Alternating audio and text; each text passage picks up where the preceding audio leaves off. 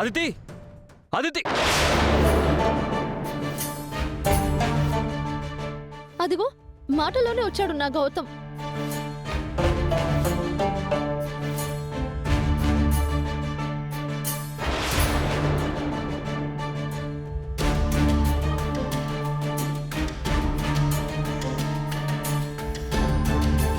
ఇక్కడేం జరుగుతుంది అదితి?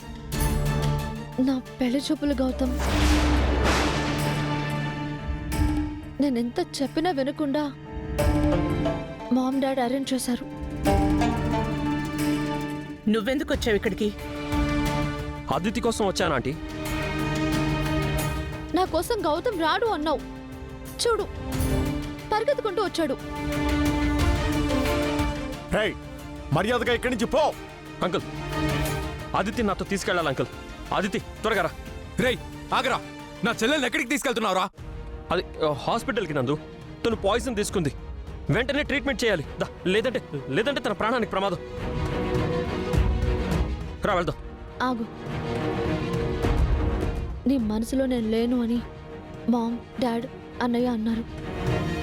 నా మీద నీకు ఎంత ప్రేమ ఉందో వీళ్ళకి తెలియాలని నీతో అబద్ధం చెప్పాను. నేనే విషయం తాగలేదు. మామ్ డాడ్ అన్నయ్య చూసారా, ఇది గౌతమ్కి నా మీద ఉన్న ప్రేమ. గౌతమ్ ఇప్పటికీ నన్నే ఇష్టపడుతున్నాడు. అందుకే నేను గౌతమ్ని ప్రేమిస్తున్నాను. ఎవరో ప్రేమించిన దాన్ని మా కంటగట్టాలని చూస్తారా? సిగ్గుండాలి. పదండి పోదాం. పదండి.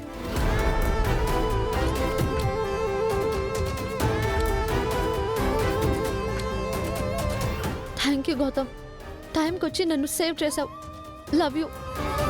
ఆగదితి, ఏం చేస్తున్నావు? నాతో ఆటలు ఆడుతున్నావా? ఆటలాడుతుంది ఎవర్రా?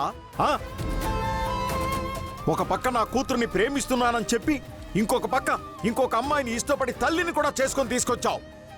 నీ అంత నీచుడు ఎవరుంటారా? ఛీ, అర్జున్ ప్రసాద్ లాంటి ఉత్తముడి కడుపున ఎలా పుట్టావురా నువ్వు? మావయ్య.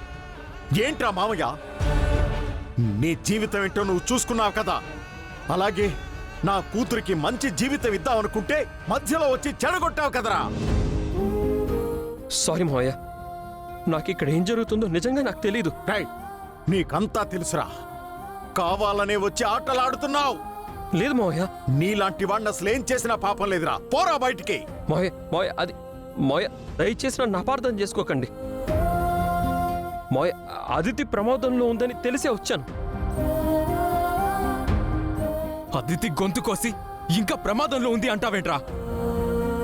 నీలాంటోణ్ణి ఏం చేసినా పాపం లేదు. పోరా బయటికి. అయ్యో అన్నయ్య, అన్నయ్య నందు. ఏంట్రా నందు? గౌతమ్